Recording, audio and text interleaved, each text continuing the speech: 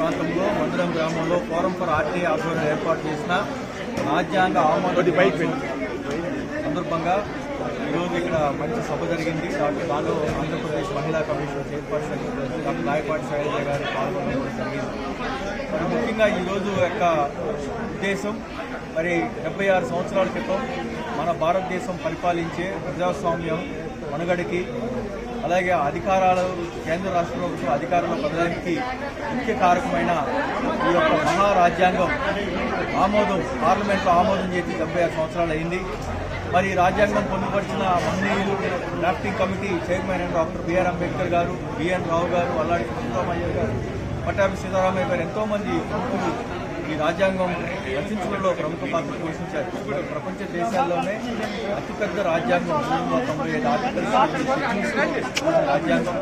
మరి భారతదేశ ప్రజలకి ప్రాథమిక హక్కులు అలాగే కేంద్ర రాష్ట్ర ప్రభుత్వాల మధ్య సమన్వయం, గవర్నర్ అధికారాలు, రాష్ట్ర శాసనసభ మరియు ఎగ్జిక్యూటివ్, లెజిస్లేటివ్, జ్యుడిషియరీ ఫంక్షన్స్ కూడా ఈ రాజ్యాంగంలో పొందుపరచుకొని మరి నేటికి కూడా ప్రజల ప్రాథమిక హక్కులు ఎప్పుడైతే కాదరాస్తారో ఆ ప్రజలే రాజ్యాంగం ద్వారా తమ హక్కుల్ని సాధించుకుంటున్నారు. మరి అమరావతి ప్రాంతంలో కూడా ప్రజలు రాజ్యాంగబద్ధమైన పోరాటం చేసి తమ యొక్క హక్కులు సాధించుకున్నారనే సంతోషిస్తున్నారు.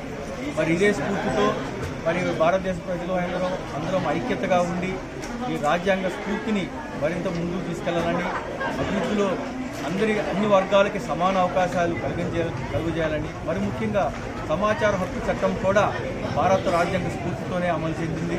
ఆర్టికల్ 19 భావ వ్యక్తీకరణ స్వేచ్ఛ, దాని మూలంగానే మరి భావాన్ని వ్యక్తపరచాలంటే సమాచారం ఉండాలి.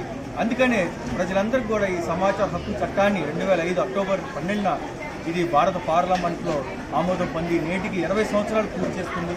మరి ప్రజలందరూ, రైతులు అందరూ అన్ని వర్గాలు కూడా సమాచార హక్కు చట్టాన్ని విరివిగా ఉపయోగించుకొని ప్రభుత్వాలలో పారదర్శకత, జవాబుదారీతనం పెంపొందించేలాగా కృషి చేయాలని చెప్తూ సెలవు.